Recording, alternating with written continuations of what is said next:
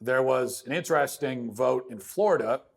They voted to restore voting rights to felons so that a felon who gets out of jail, completes whatever additional requirements are necessary, that at that point they can then get the vote back and be re-enfranchised. Now, convicted murderers and convicted violent sex felons, they will not be, they're an exception. But everybody else can vote again. And I think that's the right call. And that's how it should be in every state. I think it's pretty absurd, actually, that we disenfranchise people who commit crimes forever, for the rest of their life. They can never vote again. Even if, let's say you take a guy who at the age of 18 falls in with the wrong crowd, commits a robbery or something, felon. That's a felony. It's a serious felony. Goes to jail, as well he should, and then gets out after 4 or 5 years or whatever. And then even fast forward the clock to the guy is now 60 years old, and he committed this crime when he was 18. He got out of jail. He's been out of jail for 30 years or more. But the way the law works in a lot of states, he still can't vote. Maybe he's had a job. He's been a contributing member of society. He got a college education. Still can't vote because of something that happened 30, 40 years ago. I think that's crazy. I just think it is.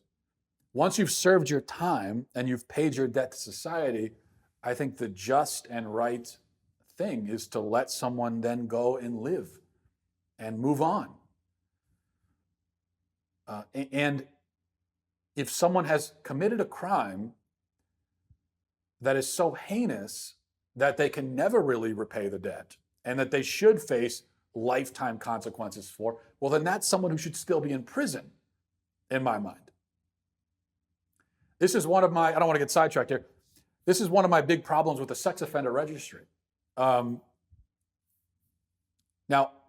I like the idea of knowing where sex offenders are, but if you're telling me that someone has committed a crime that is so heinous that now they're a threat to society for the rest of their lives, and I can't even trust, I need to know where they live so that I can make sure that my kids never go anywhere near that house. Well, it seems to me that's someone who should still be in jail, right? If it's someone who needs to be on a registry, then what you're telling me is that they're still a threat. So they should be in jail. If they're not a threat anymore, then they shouldn't be on a registry. So there should be no need for that. And I think of the same thing with voting.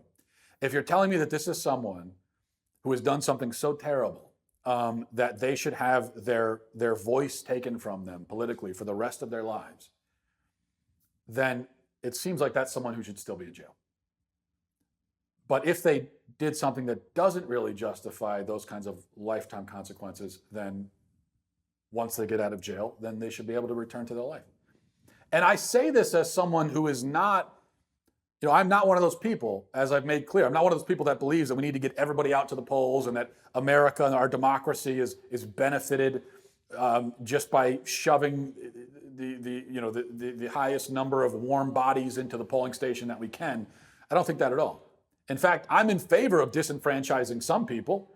I'm in favor of disenfranchising people who are oblivious, who don't know anything about our government, about the system, about the candidates that they're voting for. If there was a way to weed them out and disenfranchise them, I would.